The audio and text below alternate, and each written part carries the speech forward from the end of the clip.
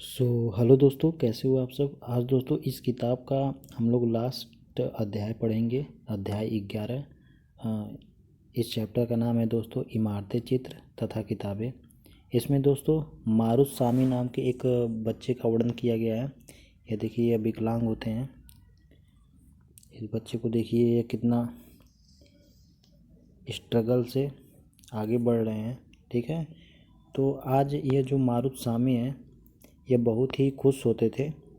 हाँ, बहुत ही खुश थे, क्योंकि इनके जो बड़े भाई साहब हैं, इनके पहिएदार कुर्सी पर इनको बिठाकर कुतुब मीनार दिखाने लेकर जाते हैं और प्रसिद्ध लौह स्तंभ के सामने भी लेकर जाते हैं। धूल भरे पथरीले रास्तों से रैम के सहारे दोस्तों ये यहाँ तक आना इनका जो होता है काफ़ी मुश्किल होता है।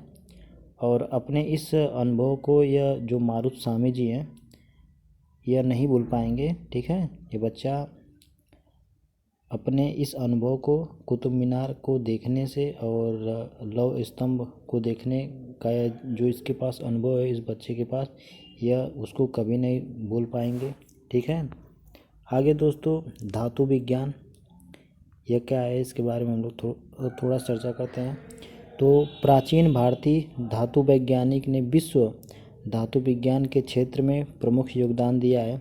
ठीक है, जो धातु वैज्ञानिक है वह विश्व धातु विज्ञान के क्षेत्र में अपना बहुत योगदान दिया है। और पूरा धात्विक खुदाई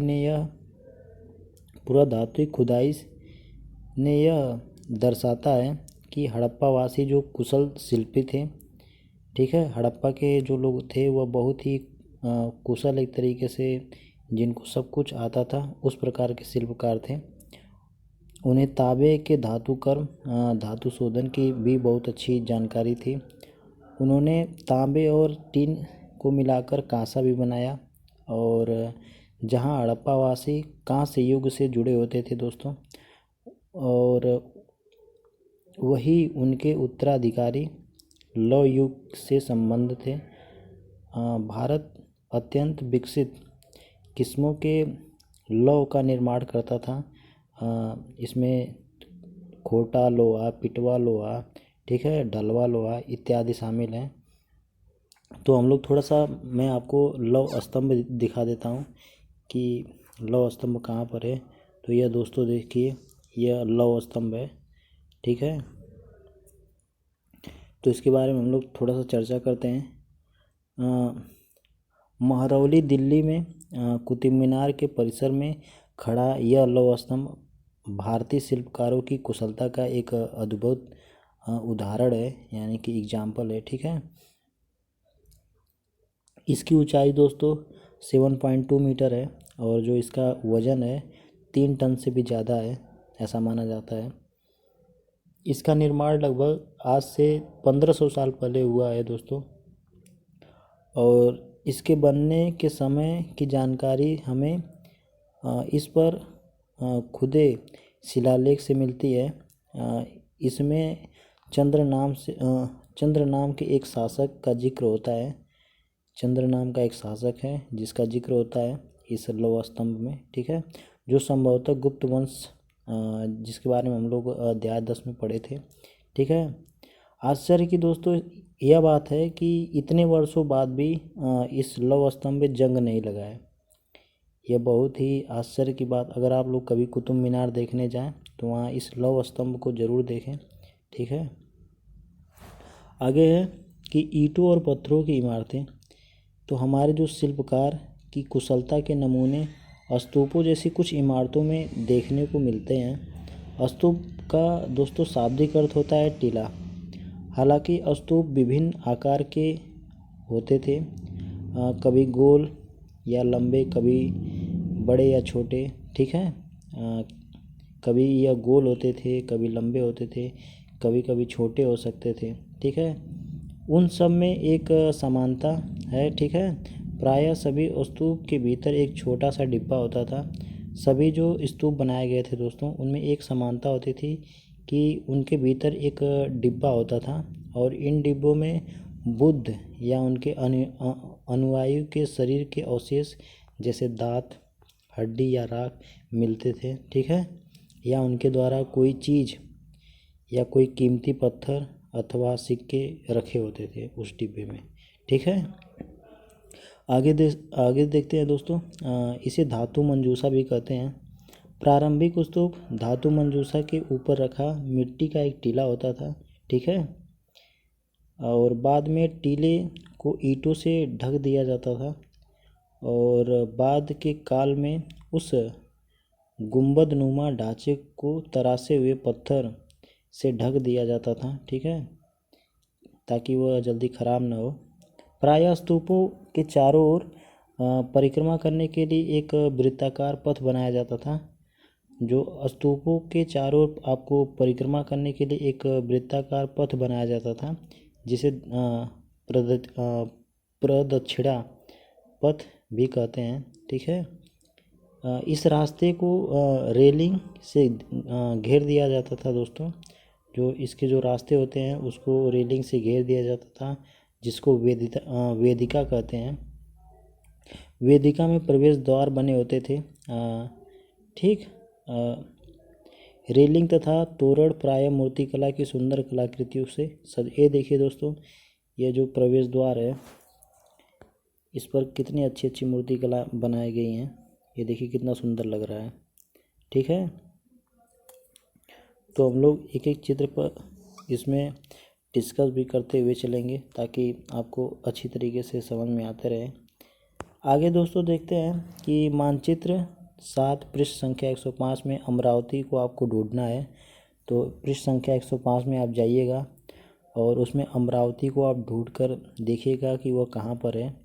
ठीक है, यहाँ कभी एक भव्य स्तूप हुआ करता था लगभग 2000 साल पहले। इस स्तूप को सजाने के लिए शिलाओं पर चित्र उकेरे गए हैं। ठीक है, कई बार पहाड़ियों को काट कर बनावटी गुफाएं बनाई जाती थी। इस तरह कई गुफाओं को मूर्ति तथा चित्रों द्वारा भी सजाया जाता था दोस्तों। इस काल में कुछ आरंभिक हिंदू मंदिरों का भी निर्माण किया गया था। इन मंदिरों में विष्णु, शिव तथा दुर्गा जैसी देवी देवताओं की भी पूजा होती थी। इन मंदिरों का महत्वपूर्ण भाग जो होता था उसे गर्भगृह कहा जाता था। ठीक है, जहाँ पर देवी या देवता की मूर्ति रखी जाती थी। इसी स्थान पर पुरोहित धार्मिक अनुष्ठान करते थे और भक्त जो लोग भक्त होते थे वो लोग पूजा करते थे। अक्सर जो गर्भगृह को एक पवित्र स्थान के रूप में देखने के लिए, ठीक है, भीतरगांव जैसे मंदिरों में उसके ऊपर काफ़ी ऊंचाई तक निर्माण किया जाता था। देखिए कुछ मंदिरों को मैं आपको दिखा रहा हूँ दोस्तों। ये अभी एक मंदिर है। अब ये कौन सा मंदिर है ये हमें नहीं पता, लेकिन ये एक मंदिर है। आगे भी देखिए ये जितने सारे हैं सब मंदिर ही हैं। ठीक है, और भी मैं आपको मंदिर दिखाता हूँ। ये भी देखिए एक अलग प्रकार का मंदिर है। आगे दोस्तों पढ़ते हैं कि अधिकतर मंदिरों में मंडप नाम की जगह होती थी। यह एक सभागार होता था जहाँ लोग इकट्ठा होते थे। ठीक है, मानचित्र 7 पृष्ठ संख्या 105 में महाबलीपुरम और ऐहोल को आपको ढूंढना है। तो पृष्ठ संख्या 105 में आपको महाबलीपुरम और ऐहोल को ढूंढ कर बताना है कि यह कहाँ पर है। उसके आसपास के जगह के बारे में भी आप लोग मेंशन करिएगा। ठीक है, इन शहरों में पत्थर से बने कुछ उत्कृष्ट मंदिर हैं। उनमें से कुछ यहाँ दिखाए गए हैं। ठीक है, आगे देखते हैं दोस्तों। अगली हेडिंग, स्तूप तथा मंदिर किस तरह बनाए जाते थे। जो आपके स्तूप होते थे और मंदिर वह किस तरीके से बनाए जाते थे, तो चलिए बताते हैं। स्तूप तथा मंदिरों को बनाने की जो प्रक्रिया होती थी वह कई अवस्थाएं इनकी होती थी। इसके लिए काफ़ी धन खर्च करना पड़ता था, इसलिए आमतौर पर राजा या रानी भी इन्हें बनवाने का निश्चय करते थे। ठीक है, पहला काम अच्छे किस्म के इसमें पत्थर ढूंढकर शिलाखंडों को खोदकर निकालना होता था दोस्तों, ठीक है। और फिर मंदिर के जो स्तूप के लिए सोच विचार कर तय किया जाता था कि स्थान पर शिलाखंडों को पहुंचना भी होता था। और यहाँ पत्थर को काट काट कर तराशने के बाद खम्भों, दीवारों की चौखटों, फर्शों तथा छतों को बनाया जाता था, इनका आकार दिया जाता था, ठीक है। इन सबके तैयार हो जाने के बाद सभी जगहों पर उन्हें लगाना काफ़ी मुश्किल का काम होता था। तो दोस्तों यह बनाने के लिए बहुत ही मेहनत लगती थी। और अगर आप लोग यहाँ पर जाते हैं महाबलीपुरम, ठीक है, दिल्ली के कुतुब मीनार में, ठीक है, और जो लौह स्तूप में आप लोग जाते हैं तो वहाँ पर अगर इन स्तूपों को और शिलाओं को अगर आप लोग देखें तो यह भी सोचें कि यह कितनी मेहनत से बनाया गया है, ठीक है। इस तरह के शानदार ढांचों का निर्माण करने वाले शिल्पकार का सारा खर्चा संभवतः राजा रानी ही देते थे। और इसके अतिरिक्त इन स्तूपों या मंदिरों में आने वाले जो भक्त होते थे वो उपहार अपने साथ लाते थे। इनमें इमारत की सजावट भी की जाती थी, जैसे हाथीदार तथा काम करने वाले श्रमिकों के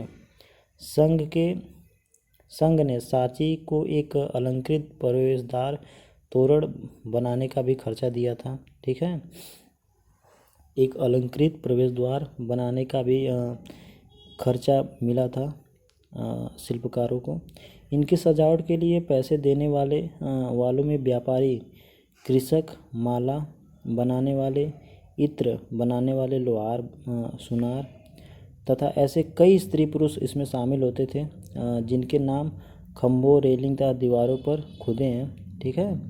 इसलिए जब तुम इन स्थानों को देखने जाओ तो याद रखना कि इन सारे लोगों को बनाने में और सजाने में अपना योगदान दिया गया है, ठीक है दोस्तों। जैसा कि मैंने अभी बताया कि अगर यहाँ पर घूमने जाते हैं तो यह भी देखिए कि यह कितने मेहनत से यह बना है। अगली हेडिंग है दोस्तों चित्रकला। तो चित्रकला के बारे में थोड़ा चर्चा करते हैं। देखिए मानचित्र 7 में अजंता को आपको ढूंढना है कि अजंता कहाँ पर है। यह वह जगह है जहाँ के कपड़ों में सैकड़ों सालों के दौरान कई गुफाएं खोदी गई हैं, ठीक है। इनमें से ज़्यादातर बौद्ध भिक्षुओं के लिए बनाए गए विहार थे, ठीक। विहार मतलब जिसमें बौद्ध भिक्षु एक गुफा में रहते थे, उनके रहने का स्थान होता था, उसको विहार बोलते हैं, ठीक है। इनमें से कुछ चित्र द्वारा सजाया गया था। यहाँ इनके कुछ उदाहरण दिए गए हैं। गुफा के अंदर अंधेरा होने की वजह से अधिकांश जो चित्र होते थे वो मसालों की रोशनी में बनाए जाते थे। मसाले जो आप जानते हैं क्या होती है। मसाले एक लकड़ी में बांधकर तेल और बाती से जलाई जाती थी, और ताकि उस समय चूँकि लाइट की व्यवस्था तो होती नहीं थी, इसलिए मसाले जलाई जाती थी। और गुफा के इतने अंदर प्रकाश न होने के कारण मसाले जलाई जाती और मसाले जला कर यह चित्र बनाए गए हैं, ठीक है। इन महान कृतियों को बनाने वाले जो कलाकार हैं वह अज्ञात हैं, ठीक। उनके बारे में कोई चर्चा नहीं की गई है। अगली हेडिंग है दोस्तों पुस्तकों की दुनिया। तो क्या होती हैं पुस्तकें, चलिए जानते हैं। इस युग में कई प्रसिद्ध महाकाव्यों की रचना की गई है। इन उत्कृष्ट रचनाओं में स्त्री पुरुष की वीर गाथाएँ तथा देवताओं से जुड़ी कथाएँ हैं, ठीक है। जो युग है करीब 1800 साल पहले, उसमें कई देवी देवताओं की और स्त्री पुरुषों की वीर गाथाओं की कथाएं लिखी गई, ठीक है। करीब 1800 साल पहले एक प्रसिद्ध तमिल महाकाव्य शिल्पदिकारम, ठीक है, की रचना इलांगो नामक कवि जो थे उन्होंने की थी। और इनमें कोलवन नाम के एक व्यापारी की कहानी है। और यह पुआर में रहता था और अपनी पत्नी कंगनी की अपेक्षा कर वह एक नर्तकी माधवी से वह प्रेम करने लगा दोस्तों। बाद में वह और जो कनग्गी है पुआर छोड़कर मदुरै चली जाती है। वहाँ पांड्य राजा के दरबारी जौहरी को कोवलन पर चोरी का झूठा आरोप लगा दिया जाता है, जिस पर राजा उसे प्राणदंड दे देता है, मार डालता है उसको। जो कनग्गी जो आज भी उससे प्रेम करती थी, इस अन्याय के कारण दुख और रोष से वह भर गई और उसने मदुरै शहर का विनाश कर डाला। देखिए, जब उसके प्रेमी के आशिक को मार दिया जाता है तो वो इतनी क्रुद्ध हो जाती है कि वो पूरे मदुरै शहर का ही विनाश कर डालती है, अकेली औरत। तो नारी का सम्मान होना बहुत ज़रूरी है। आज के समय में भी नारियों का सम्मान होता है, लेकिन थोड़ी सी कमी आई है। हम उस कमी को अगर बढ़ाएंगे तो और अच्छी बात रहेगी, क्योंकि जिस परिवार में, जिस राज्य में, जिस देश में नारियों का सम्मान होता है, वह देश बहुत ही आगे और बहुत आगे की तरफ बढ़ता है। ठीक है, आगे देखते हैं दोस्तों। एक और तमिल महाकाव्य है मणिमेखलई को करीब 1400 साल पहले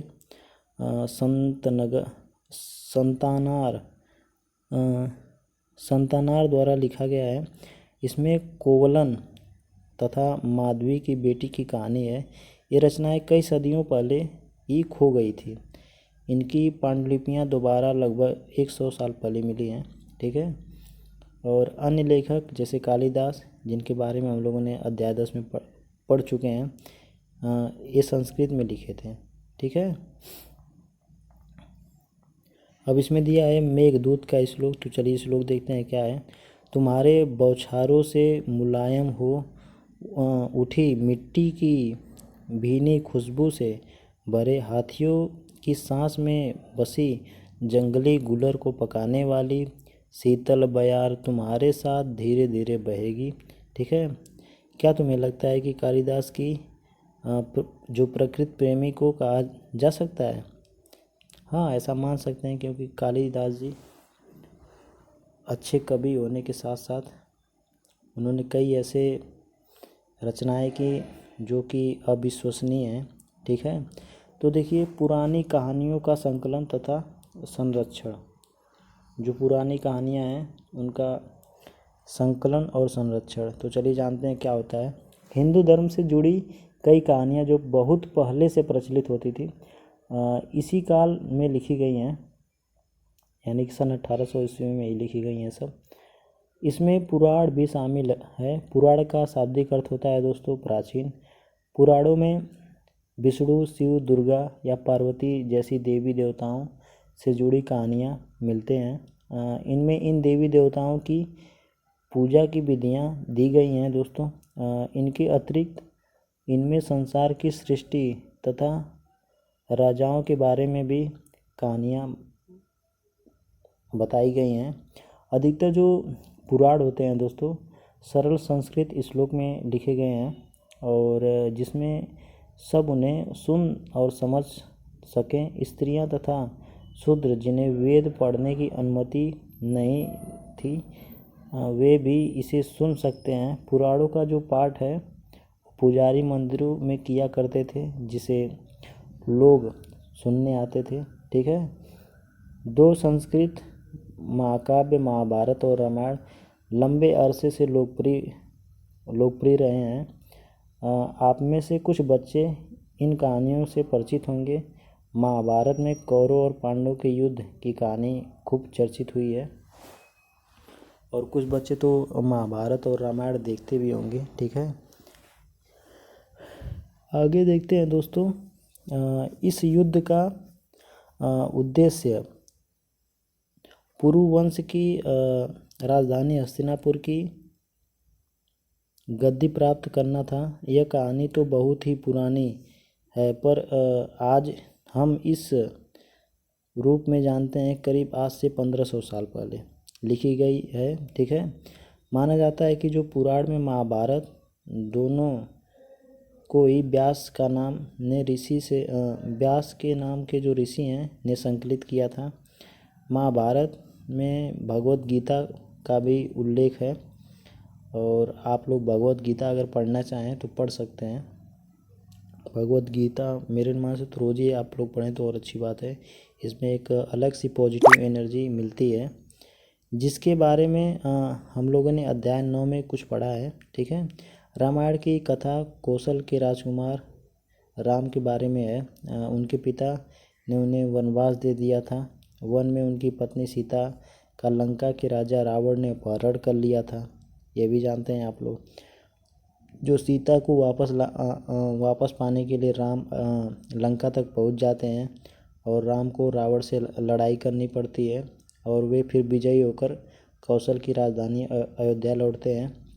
महाभारत की तरह ही रामायण भी एक प्राचीन कहानी है दोस्तों, जिसे बाद में लिखित रूप दे दिया गया है। संस्कृत रामायण के लेखक वाल्मीकि माने जाते हैं। ठीक है। अगली हेडिंग है दोस्तों, आम लोगों द्वारा कही जाने वाली कहानियाँ। ऐसी कहानियाँ जो आम लोगों के द्वारा कही जाती थी। ठीक है। इनमें कविताएं और गीतों की रचना का उल्लेख है, और नाटक का भी उसमें उल्लेख है। उसमें डांस का भी उल्लेख है, नाचने का भी उल्लेख है। इनमें से कुछ तो इस समय के आसपास जातक और पंचतंत्र की भी कहानियाँ के रूप में लिखकर सुरक्षित कर लिए गए हैं। जो जातक कथाएं होती हैं दोस्तों, वे अक्सर जो स्तूप की रोलिंग तथा अजंता के चित्रों में दर्शाई जाती हैं। इनमें से जो एक कहानी है अगले पृष्ठ पर दी गई है। एक कहानी है दोस्तों, बंदर राजा की कहानी। इसको ठीक है पढ़ते हैं। एक समय बंदरों का एक महान राजा हुआ था। बंदरों का एक महान राजा हुआ करता था। देखिए, बंदरों का भी एक राजा होता था। वह हिमालय पर गंगा के किनारे अपने 80,000 अनुयायियों के साथ रहता था। देखिए, जो बंदर राजा था वह अपने 80,000 अनुयायियों मतलब चाहने वालों के साथ रहता था। ठीक है। इन सारे बंदरों को एक खास आम के पेड़ के फल बहुत ही प्रिय थे। जो ये बंदर होते थे दोस्तों, इनको एक ही आम का जो पेड़ था वो बहुत ही मनमोहक लगता था, क्योंकि जो वो आम का पेड़ है उसके जो फल हैं आम बहुत ही स्वादिष्ट होते थे, और धरातल पर कहीं नहीं उगे थे वैसे आम। ठीक है। अब दोस्तों आगे क्या होता है कि एक दिन एक पका हुआ आम गंगा नदी में गिर जाता है, और वह बहते बहते वाराणसी पहुंच जाता है। उस वक्त नदी में वहाँ एक राजा जो होते हैं वह स्नान कर रहे होते हैं, और वह उस आम को पाते हैं और उसे चखते हैं, और वह हैरान हो जाते हैं राजा। ठीक है। और वह अपने राज्य के जंगलों की देखभाल करने वालों से पूछते हैं कि क्या वे इस आम के पेड़ को ढूंढ सकते हैं या नहीं। वे राजा को हिमालय की पहाड़ी पर ले गए। तो जो उनके जंगलों की रखवाली करने वाले होते हैं वो उनको हिमालय की पहाड़ी पर लेकर जाते हैं। वहाँ पहुंचकर राजा हैं तथा उसके दरबारियों में खूब आम खाते हैं। वहाँ पहुंचकर जो राजा होता है और उसके दरबारी होते हैं खूब आम खाते हैं। रात में जो राजा देखता है कि बंदर भी जो पके आम हैं उसका मज़ा ले रहे हैं। राजा को यह बात बहुत बुरी लगती है और उन्हें मार डालने का वो फैसला करता है। बंदरों के जो राजा होते हैं वे अपनी प्रजा को बचाने की एक योजना बनाते हैं।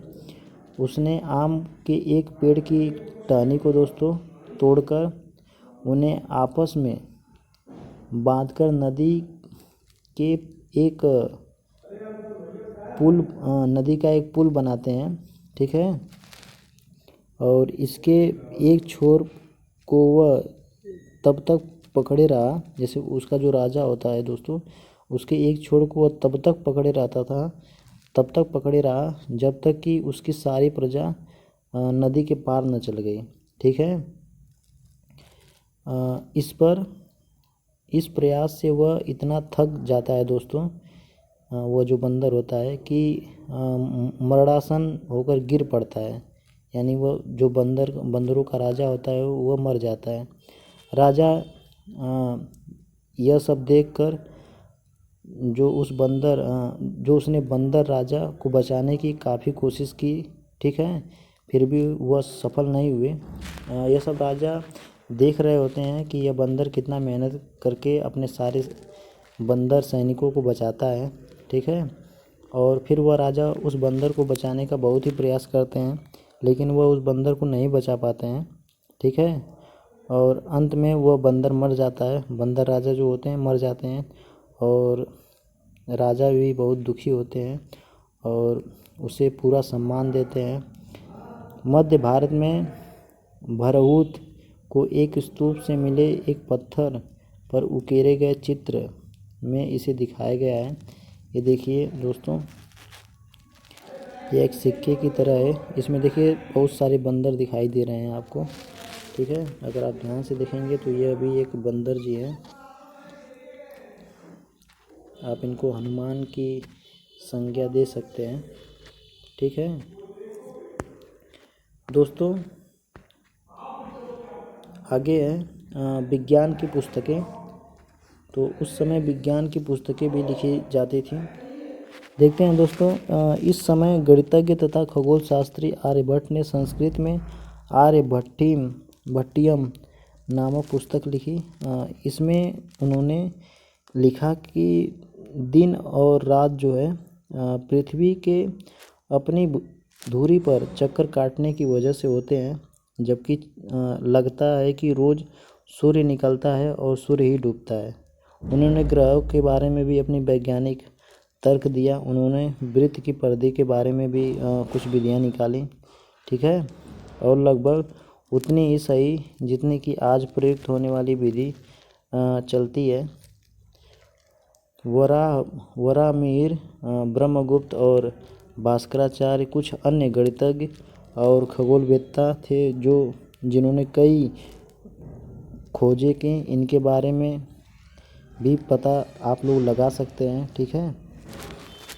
आप लोग शून्य के बारे में भी पता लगाइएगा और आयुर्वेद के बारे में भी पता लगाइएगा कि शून्य और आयुर्वेद कैसे भारत में आए और शून्य का खोज किसने किया। तो दोस्तों, ये चैप्टर यहीं पर आपका समाप्त हो जाता है और इस चैप्टर में टोटल 8 प्रश्न हैं। हम लोग नेक्स्ट वीडियो में इस 8 प्रश्न पर चर्चा करेंगे, ठीक है। तो आज की इस वीडियो में दोस्तों इतना ही, मिलते हैं नेक्स्ट वीडियो में, तब तक के लिए नमस्कार।